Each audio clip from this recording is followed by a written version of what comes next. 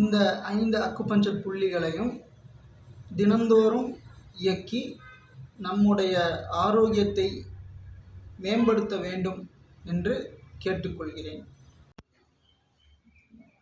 அன்பு நெஞ்சங்களுக்கு அழகிய வாழ்த்துக்களுடன் அழகன் வர்மக்குடிலிருந்து நான் வருமானி ரஷீத்.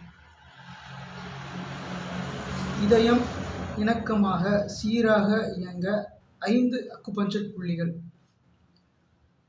அப்படிங்கிற தலைப்பின் கீழே தான் இந்த வீடியோவில் நம்ம 5 அக்குபஞ்சர் புள்ளிகளை பார்க்குறோம். இந்த புள்ளிகளை தினமும் காலை அல்லது மாலை நேரங்கள் நம்ம இயக்கி விட்டுட்டோம்னா நம்முடைய இருதயம் சீராக இயங்கும். நம்முடைய உடலுக்கும் மனதிற்கும் மிகுந்த பயன்களை தரக்கூடிய அக்குபஞ்சர் புள்ளிகள் தான் இவை. இந்த புள்ளிகளை யார் வேணாலும் பயன்படுத்தலாம் என்றாலும் இதற்கு முன்னரே உடல் உபாதைகள் நோய்வாய்ப்பட்டு பிணிகள் ஏதாச்சும் இருந்தால்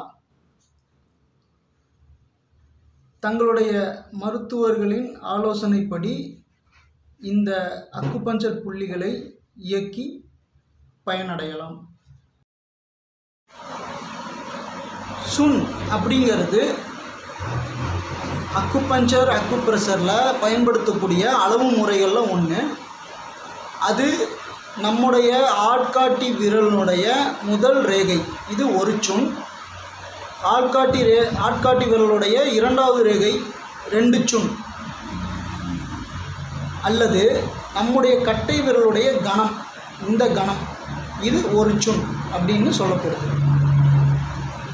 ஒவ்வொருத்தருடைய அளவு முறையும் மாறும். அதாவது ஒவ்வொருத்தருக்கும் தனித்தனியான அளவு முறை இருக்கும். அவங்களுடைய கட்டை விரல் அவங்களுடைய ஆள்காட்டி விரலுடைய அளவுக்கு தான் அவங்களுடைய உடலுக்கு நம்ம வச்சு பயன்படுத்தணும்.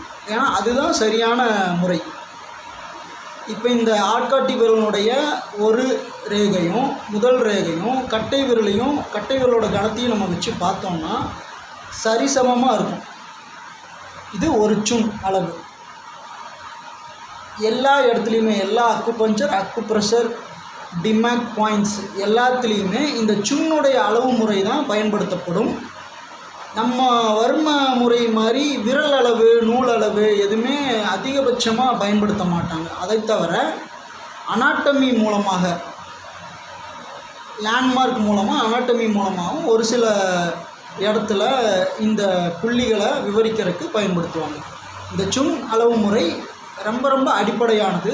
அதை தெரிஞ்சுக்கிறது ரொம்ப அத்தியாவசியமாக இருக்கும் அக்குபஞ்சர் அக்குப்ரெஷர் முறையில். H3 ஹார்ட்டோடைய 3வது புள்ளியை தான் இப்போ நம்ம பார்க்க போகிறோம்.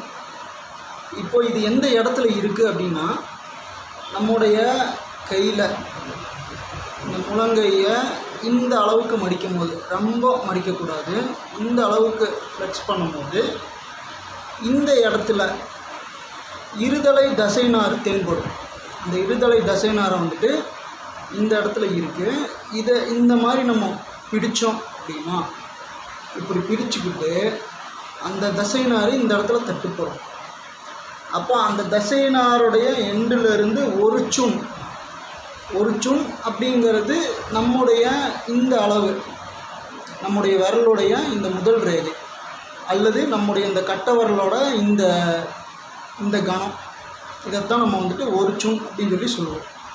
அப்போது இந்த இடத்துல இருந்து 1 சுன், இங்கே தான் அந்த புள்ளி வந்துட்டு இருக்குது. இப்போ இந்த புள்ளியை வந்துட்டு எப்படி நம்ம செயல்படுத்தணும் அப்படின்னா 21 முறை கிளாக் வைஸ் டைரக்ஷன் கடிகார சுற்றும், 15 செகண்டு ஒரு மிதமான அழுத்தம், பிறகு மீண்டும் 21 முறை ஆன்டி கிளாக் வைஸ் டைரக்ஷன் எதிர்கடிகார சுற்று 21 முறை செஞ்சுட்டு இறுதியில் மீண்டும் ஒரு மிதமான அழுத்தம் 15 செகண்டு.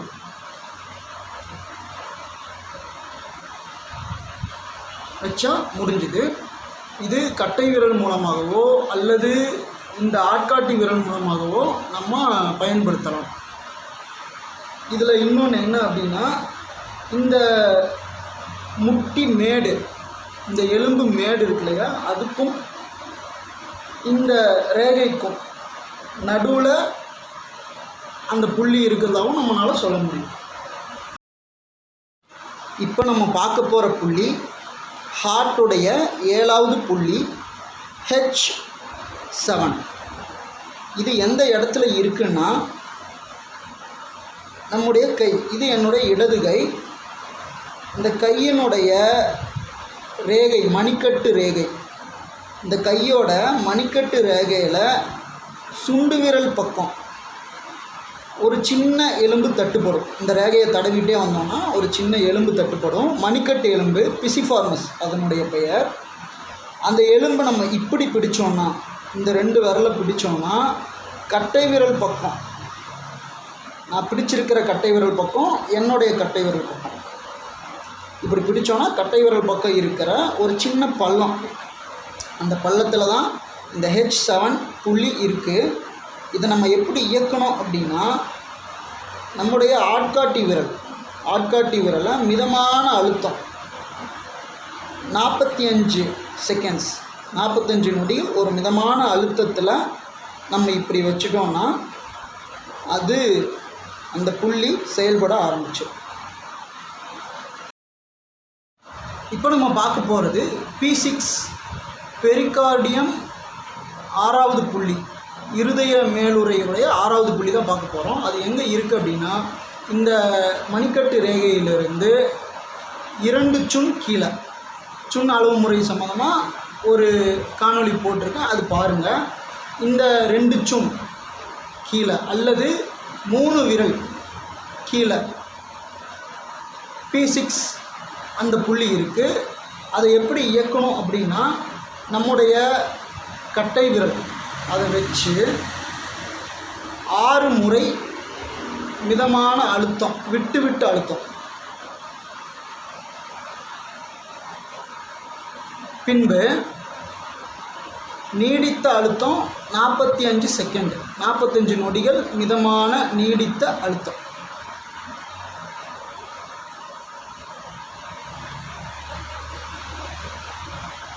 இப்படி செஞ்சிட்டோம்னா அந்த புள்ளி இயங்க ஆரம்பிச்சிடும்.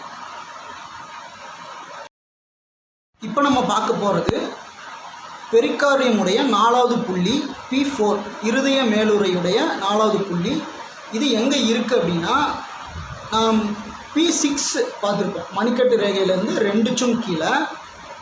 அதே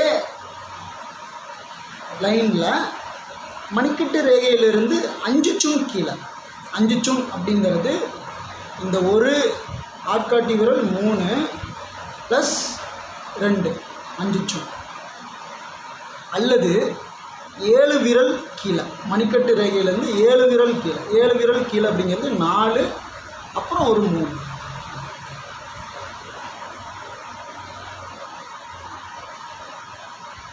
இந்த இடத்துல தான் P4 அப்படிங்கிற புள்ளி இருக்குது.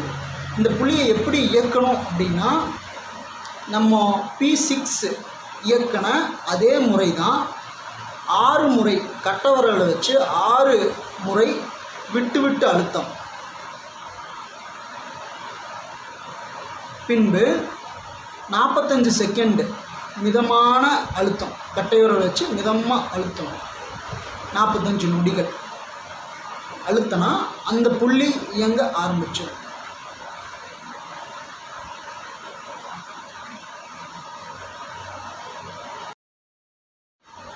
இப்போ நம்ம பார்க்க போகிறது LU9 லங்ஸினுடைய 9வது புள்ளி, நுரையீரலுடைய 9வது புள்ளி.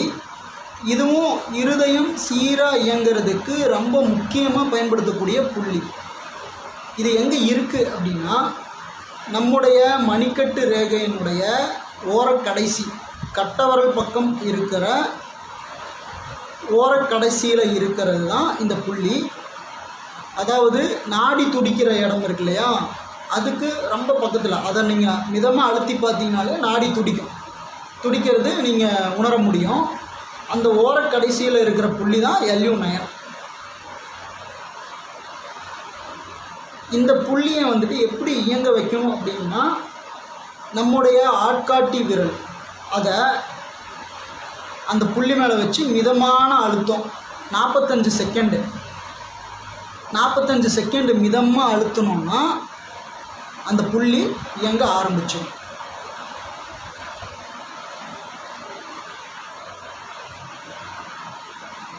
அந்த ரேகை முடிகிற இடத்துல வச்சிங்கன்னு பார்த்தீங்கனாலே உங்களுக்கு தெரியும் நாடி துடிக்கிறது.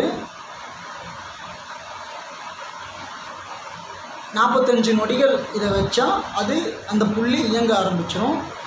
இருதயத்துக்கு ரொம்ப ரொம்ப முக்கிய புள்ளியில் இதுவும் ஒன்று. 8 பக்கங்களை கொண்ட இந்த பிடிஎஃப் தொகுப்பிலிருந்து வரக்கூடிய நபர்கள் அந்த பிடிஎஃப் ஃபைலை பார்த்துருப்பீங்க. அதில் சொல்லப்பட்ட அக்குபஞ்சர் புள்ளிகள் தான் இந்த வீடியோவில் இன்னும் தெளிவாக சொல்லித்தரப்படுது. அதை தவிர தற்காப்பிற்காக ஒரு வர்ம புள்ளி என்ற தலைப்பில் ஒரு வர்ம புள்ளியை பற்றி அதில் குறிப்பிடப்பட்டிருக்கும் அந்த பிடிஎஃப்பில். அந்த காணொளி இதில் சேராமல், ஏன்னா அது வர்ம புள்ளினால் அது தனியான ஒரு காணொளியாக இருக்குது. அதையும் நீங்கள் பாருங்கள்.